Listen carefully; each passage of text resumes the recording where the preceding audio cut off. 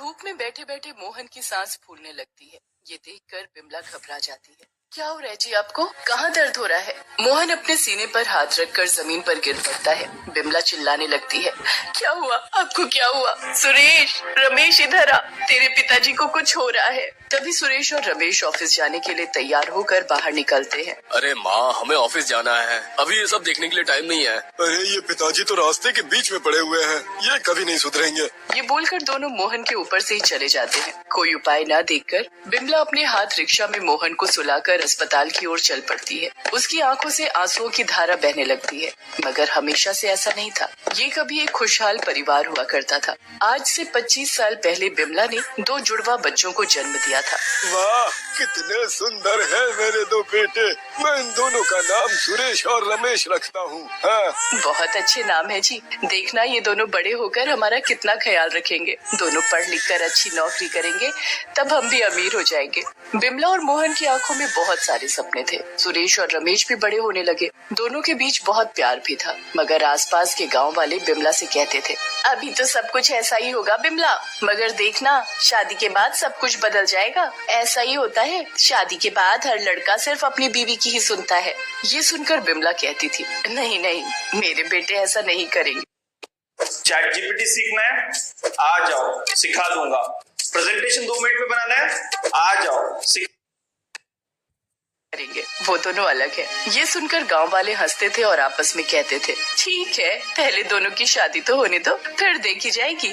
मोहन एक रिक्शा चलाता था, इसलिए वो लोग बहुत गरीब थे। मगर मोहन जब रिक्शा चलाकर घर लौटता था, तब सुरेश और रमेश मोहन के हाथ और पैर दबा देते थे और कहते थे, पिताजी हमें बस बड़े होने दीजिए, हम आपको काम करने नहीं देंगे। हाँ पिताजी, हम आप दोनों से बहुत प्यार करते हैं। ऐसे ही दिन बीतते थे। उसके बाद सुरेश और रमेश बड़े हो गए और दोनों को अच्छी नौकरी भी मिल गई। दोनों मोहन और बिमला के लिए अच्छे कपड़े और मिठाई ले आए। पिताजी, आज से आपको और काम करने की जरूरत नहीं है। ठीक है बेटा, लेकिन आज मैंने एक भाड़ा ले रखा है, बस उससे निपटा कर आ जाता हूँ। मोहन रिक्शा लेकर निकल तो गया, लेकिन रास्ते में उसका एक्सीडेंट हो गया। उस एक्सीडेंट में मोहन के पैर में गहरी चोट आई और उसे अस्पताल ले जाया गया। अस्पताल में डॉक्टर साहब को पैर में लगी गहरी चोट की वजह से मोहन का एक पैर काटना पड़ा। बस एक पैर लेकर मोहन अपने कमरे में बैठकर रोने लगा। अब क्या होगा, मैं तो अपाहिज हो गया।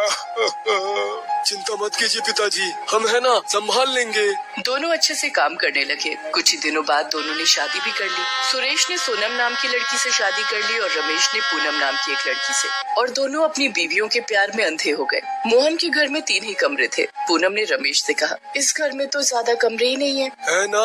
एक कमरे में हम दोनों, एक कमरे में भैया भाभी और एक कमरे में माँ और पिताजी। अच्छा, तो मेरा मोती कहाँ रहेगा? मोती पूनम का कुत्ता है, वो अपने कुत्ते से बहुत प्यार करती है।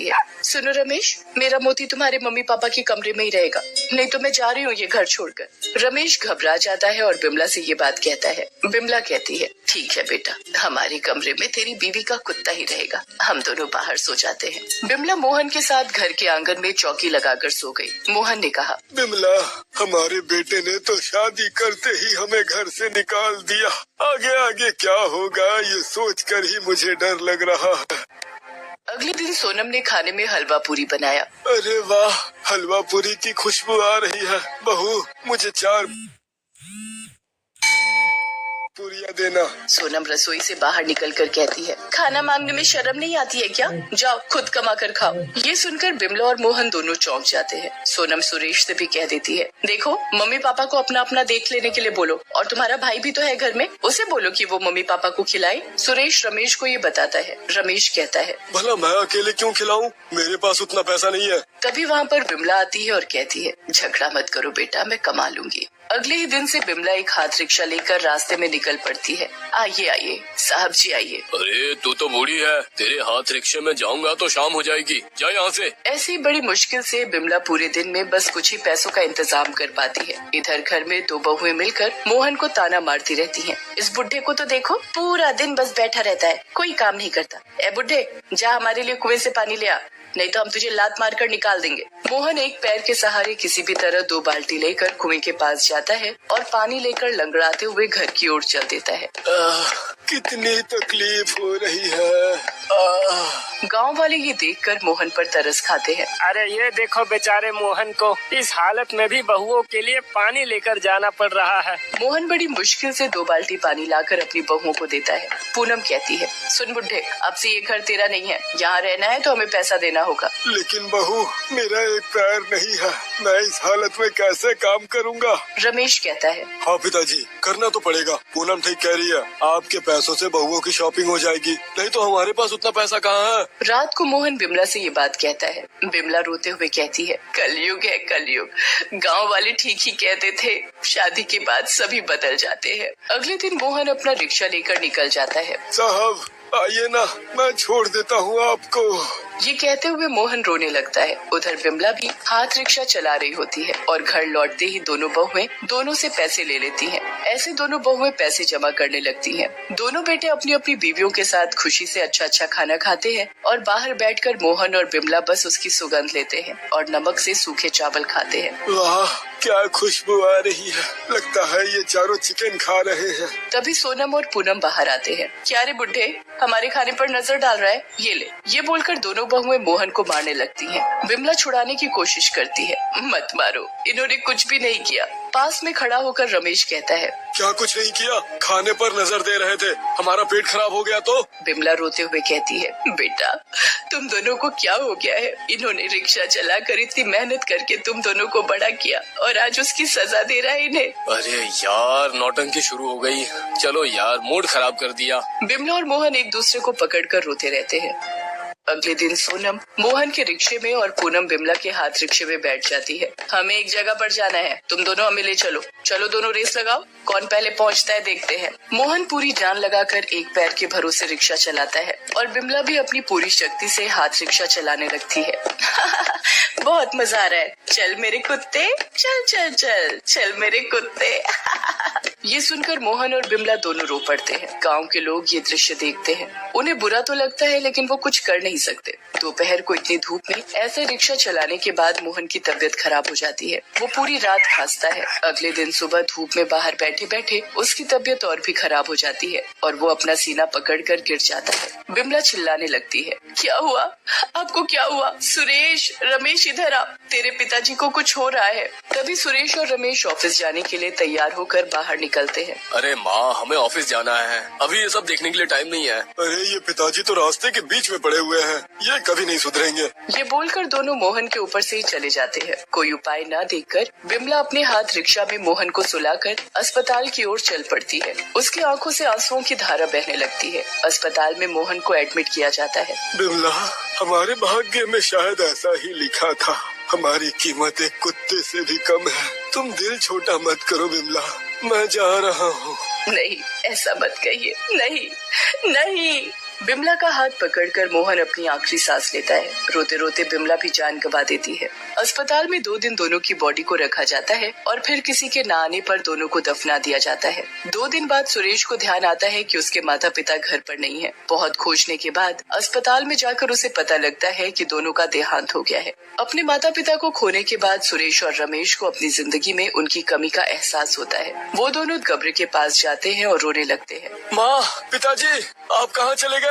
दोनों को रोते हुए देखकर कब्र के अंदर से बिमला और मोहन की आत्मा बाहर आती है। बेटा रो मत, बेटा रो मत, मुझे पता है कि तुम दोनों भटक गए थे। हाँ बेटा, हम दोनों तुम लोगों से बहुत प्यार करते हैं और हमेशा करते रहेंगे। तुम लोग बस और कभी किसी को दुख मत देना। नहीं, आप लोग मत जाइए। दोनों गायब हो गए। सुरेश और रमेश घर पर गए और दोनों बहुओं को मारते हुए घर से निकाल दिया। तुम लोगों की वजह से मरे हैं मेरे माँ पिताजी, निकल जाओ यहाँ से। तुम दोनों ने उनके साथ बदतमीजी की और कभी यहाँ मत आना। दोनों बहुएं रोते हुए वहाँ से चली गई। सुरेश और रमेश ने अपने माता पिता को याद करते हुए बाकी की जिंदगी गुजार दी। शेफाली के 2 बेटे हैं, राम और श्याम। दोनों जुड़वा हैं और दोनों की उम्र 5 साल है। दोनों एक दूसरे से और शेफाली से बहुत प्यार करते हैं। राम शेफाली के पास जाता है और उसकी गोद में बैठकर कहता है, मैं पहले गोद में बैठ गया, ये मेरी माँ है। ये देखकर श्याम तुरंत वहाँ पर चला आता है और वो भी शेफाली की गोद में बैठ जाता है और कहता है, मैं भी गोद में बैठ गया, ये मेरी माँ है। राम और श्याम दोनों इस बात को लेकर झगड़ा करते हैं। शेफाली हंसते हुए कहती है ठीक है, अब चुप भी हो जाओ, मैं तुम दोनों की माँ हूँ। ये बोलकर शेफाली दोनों को गले लगा लेती है। ऐसे ही तीनों के दिन बीतते हैं। शेफाली का पति इस दुनिया में नहीं है, इसलिए शेफाली को ही घर चलाना पड़ता है। वो हाथ रिक्शा चलाती है। राम और श्याम सरकारी स्कूल में पढ़ते हैं। शेफाली को उन दोनों से बहुत उम्मीदें हैं। वो अक्सर दोनों से कहती है, बेटा अच्छे से पढ़ाई करना, मैं बहुत मेहनत कर रही हूँ, बस तुम दोनों बड़े हो जाओगे, उसके बाद तुम दोनों की नौकरी लगेगी और तब जाकर मैं आराम करूंगी। आप चिंता मत कीजिए माँ, हम दोनों को बस थोड़ा सा बड़ा होने दीजिए, हम दोनों आपको कोई काम करने नहीं देंगे। ये सुनकर शेफाली भावुक हो जाती है और उसकी आंखों में आंसू आ जाते हैं। ऐसे ही दिन बीतते रहते हैं। राम और श्याम बड़े होने लगते हैं। वो दोनों जवान हो जाते हैं और दोनों की अच्छी नौकरी भी लग जाती है। शेफाली ने इतने दिनों तक बहुत मेहनत की है। वो काम छोड़ देती है। कुछ महीने सब कुछ ठीक ठाक ही चलता है और फिर शेफाली राम और श्याम की शादी करवा देती है। राम की बीवी का नाम केतकी है और श्याम की बीवी का नाम है बसंती। शादी वाले दिन केतकी राम से कहती है, सुनिए जी, आप मुझसे प्यार करते हैं ना? हाँ करता हूँ, बहुत ज्यादा करता हूँ। तो फिर मैं जो कुछ भी बोलूंगी आप सुनेंगे ना? हाँ, आखिर तुम मेरी धर्मपत्नी जो हो, मुझे सुनना तो पड़ेगा ही। उधर श्याम भी अपनी बीवी बसंती के प्यार में खो जाता है। शेफाली सोचती है कि अब वो आराम से अपनी जिंदगी बिता सकती है, लेकिन उसके भाग्य में तो कुछ और ही लिखा था। शादी के कुछ ही दिनों बाद बसंती श्याम से कहती है, सुनो, ऐसे एक साथ नहीं रह सकती मैं, एक साथ खाना बनाना पड़ता है, इतने सारे बर्तन धोने पड़ते हैं, वो केतकी तो कुछ काम ही नहीं करती है, मुझे अलग होना है। श्याम तो बसंती के प्यार में पागल था ही। वो अगले ही दिन ये बात राम को बताता है। राम केतकी को बताता है। ये सुनकर केतकी गुस्सा हो जाती है और कहती है, अच्छा ये बात है, महारानी कौन सा काम करती है? सारा काम तो मैं करती हूँ, घर साफ करना, कपड़े धोना, और तुम्हारी माँ भी तो कुछ नहीं करती। अगले ही दिन दोनों परिवार अलग हो जाते हैं और बीच में शेफाली पड़ी रहती है। वो दुखी होकर कहती है, तुम दोनों ने तो अपना अपना देख लिया, अब मेरा क्या होगा? तभी बसंती कहती है, आप अपना देख लीजिए, हम आपको नहीं खिला सकते। हाँ, और शाम को हम दोनों के घर पर काम करेंगी आप, नहीं तो इस घर से आपको निकाल देंगे, याद रखना। शेफाली को बहुत दुख पहुंचता है, लेकिन वो करे भी तो क्या करे। वो अगले दिन से हाथ रिक्शा लेकर निकल जाती है। शेफाली रोते हुए अपने ही मन में कहती है, ये क्या हो गया मेरे परिवार को? शांति तो दूर दूर तक नहीं है। मेरे बेटों ने मुझे खाना देने से भी इनकार कर दिया। मेरी बहुएं मुझे बस एक काम करने वाली के रूप में रखना चाहती है। हे भगवान, अब मैं क्या करूं? शेफाली पूरा दिन हाथ रिक्शा चलाती है, लेकिन इस उम्र में और कितना ही काम कर सकती है। वो बहुत मेहनत के बाद दिन में 20-30 रुपए का जुगाड़ कर पाती है शेफाली, और फिर वो घर लौट जाती है। घर लौटते ही केतकी और बसंती उसके पास आती हैं। ए बुढ़िया, आज कितना पैसा कमाया है दिखा? ज्यादा नहीं बहू, 20 रुपए ही हुए हैं। ठीक है, वो हमें दे दे, इस घर में रहेगी तो भाड़ा देना होगा। ये बोलकर बसंती और केतकी शेफाली से पैसा छीन लेते हैं। रात को वो लोग अच्छी चीजें खाते हैं, लेकिन शेफाली को भूखा रहना पड़ता है। वो घर के बाहर आंगन में एक खटिये पर सोती है। उसकी आंखों से आंसुओं की धारा बहने लगती है। राम और श्याम बीवियों के प्यार में इतना खो जाते हैं कि वो दोनों अपनी माँ को भूल जाते हैं। अगले दिन से शेफाली पूरा दिन हाथ rickshaw Whenever I had ice cream or cold water, I would experience a sharp shooting sensation, so I just kept ignoring it. Even my hot chai was giving me the same amount of discomfort. My dentist recommended Sensodyne, so now I can be completely carefree and sip my hot cup of tea. It really works. हाथ rickshaw चलाकर जितना पैसा घर लाती, उसमें से आधा केतकी और बसंती ले लेते हैं। शेफाली कुछ कहती नहीं है। एक दिन काम से लौटकर राम केतकी से कहता है, ऑफिस आने जाने में बहुत खर्चा हो रहा है, क्या करूँ, कुछ बता सकती हो? अरे तुम्हारी माँ है ना, उनसे कहो हर रोज ऑफिस छोड़ देने के लिए, मुफ्त में हो जाएगा। ये बात राम को बहुत अच्छी लगती है। वो श्याम को भी ये कहता है। अगले दिन से दोनों शेफाली के हाथ रिक्शे में बैठकर ऑफिस जाने लगते हैं। माँ जरा जल्दी चलो, ऑफिस पहुँचने में लेट हो जाएगा। हाँ बेटा, मैं पूरी कोशिश कर रही हूँ। शेफाली पूरी शक्ति से हाथ रिक्शा चलाने लगती है। वो दोनों ऑफिस पहुँच जाते हैं, मगर कोई भी शेफाली को पैसा नहीं देता। माँ, आप तो हमारी माँ हो, आपको क्या पैसा देना?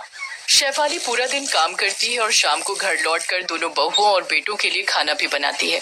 थोड़ा लेट होने पर केतकी और बसंती शेफाली को उल्टा सीधा सुनाते हैं। शेफाली रात को पहले उन लोगों के लिए अच्छा खाना बनाती है और उसके बाद खुद सूखी रोटी खाती है। ऐसे ही दिन बीतते रहते हैं। एक दिन केतकी और बसंती शॉपिंग पर जाने के लिए शेफाली के हाथ रिक्शा में बैठते हैं। बीच रास्ते में केतकी चिल्लाते हुए कहती है, ए बुढ़िया, जोर से नहीं चला सकती क्या? कुछ खाती नहीं है क्या? ये बोलकर केतकी शेफाली को एक लात मारती है। शेफाली गिर जाती है, उसके हाथ में चोट आ जाती है। आह मेरा हाथ। चल चल बहुत हो गया तेरा नाटक, हमें देर हो रही है। शेफाली हाथ में चोट लेकर उन दोनों को शॉपिंग मॉल में पहुंचा देती है। मगर उस दिन घर लौटकर केतकी और बसंती मिलकर शेफाली को बहुत मारते हैं। बुढ़िया, तेरे लिए हमें आज देर हो गई, सेल खत्म हो गई, जोर से नहीं चला सकती थी तू, ये ले। शेफाली दर्द से तड़पती रहती है। मत मारो मुझे, मत मारो, राम कहता है। केतकी ठीक ही तो कह रही है, तुम्हारी वजह से कभी कभी हमें ऑफिस जाने में देर हो जाती है। मार खाकर केतकी चारों के लिए खाना बनाती है और रात को दोनों बेटे अपनी बीवियों को लेकर अपने अपने कमरे में सो जाते हैं। शेफाली बाहर आंगन में खटिया बिछाकर खाली पेट सोई रहती है। उसके सामने एक कुत्ता सोया रहता है। वो बस कुत्ते को देखती रहती है और कहती है, ए कुत्ते, तुझ में और मुझ में ज्यादा फर्क नहीं है। तुझे भी लोगों की दया से खाने को मिलता है और मुझे भी। तेरा भी कोई घर नहीं है और मेरा भी। फर्क बस इतना है कि तू दिन भर आराम कर सकता है पर मैं नहीं। ये कहते हुए शेफाली की आंखों से आंसुओं की धारा बहकर जमीन पर गिरती है। तभी आसमान में बिजली कड़क उठती है और जोरदार बारिश शुरू हो जाती है। अपने कमरे के अंदर बिस्तर पर कंबल के नीचे सोए हुए केतकी कहती है, अच्छा हुआ आज बारिश हो रही है, 2-3 दिन से बहुत गर्मी थी। राम, श्याम, केतकी, बसंती सभी ठंडे ठंडे मौसम में आराम से सो जाते हैं और बाहर शेफाली बारिश के पानी से भीगती रहती है। मानो उसी का दुख, उसी का दर्द, उसी की आंखों का पानी बारिश बनकर धरती पर गिर रहा हो। पूरी रात भीगने के बाद शेफाली को बुखार आ जाता है और सुबह जब बारिश रुकती है तब केतकी और बसंती फिर से उसको काम पर लगा देते हैं। काम करते करते शेफाली खांसती रहती है और खांसते खांसते वो जमीन पर गिर जाती है और तड़पने लगती है। ये देखकर राम और श्याम दौड़ कर आते हैं। माँ क्या हुआ, माँ क्या हुआ, माँ बात करो हमसे, माँ। मगर बहुत देर हो गई है। शेफाली इस दुनिया को छोड़कर चली जाती है। उसकी आंखें बंद हो जाती हैं। राम और श्याम रोते रहते हैं।